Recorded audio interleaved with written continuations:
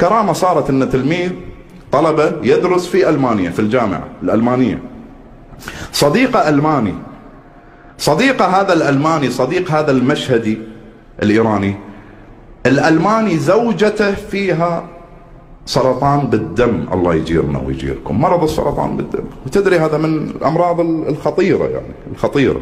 مولاي صديقه أراد يسافر الإيراني المشهدي من أهل خراسان، قال له أنا بروح خراسان بس أنا أدليك، أنت ما خليت فلوس وديت زوجتك إلى أمريكا وإلى ما أدري وين، مستشفيات عالمية قالوا لها ما إلها علاج. قال له أنا تعال وياي تروح تقول مرضها حق واحد عندنا. قال له منو؟ قال له عندنا في مشهد، هذا يعتبر عندنا احنا من أمهر الأطباء في العالم. اجا وياه قال له يلا انا ما خليت مكان ما رحت وديت زوجتي، اجيب زوجتي؟ قال له ما تقدر تجيبها. قال له اي ما اقدر، ما يخلونها بعد تطلع، هاي يصير على مسؤوليتي واخاف تموت بالطريق. هي من المانيا الى ايران، باول يوم خذاه هذا صاحب المشهدي ودى هذا الالماني، قال له تعال توضا انت مثلي.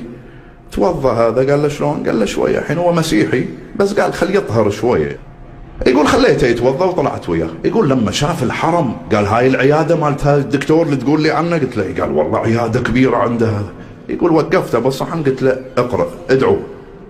قال شو اقول؟ قلت له قول له اشفي زوجتي اللي بالمانيا.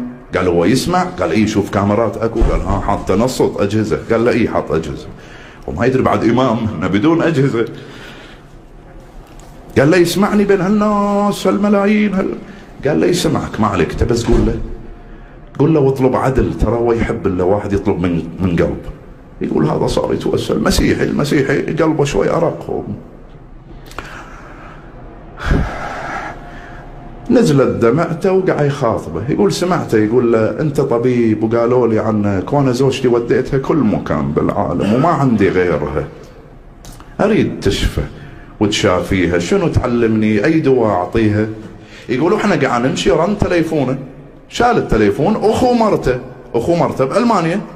يقول له انت وين؟ ارجع. قال له انا بايران. قال له خذ طياره وارجع. قال له شنو ماتت زوجتي؟ قال له وين ماتت؟ احتيت.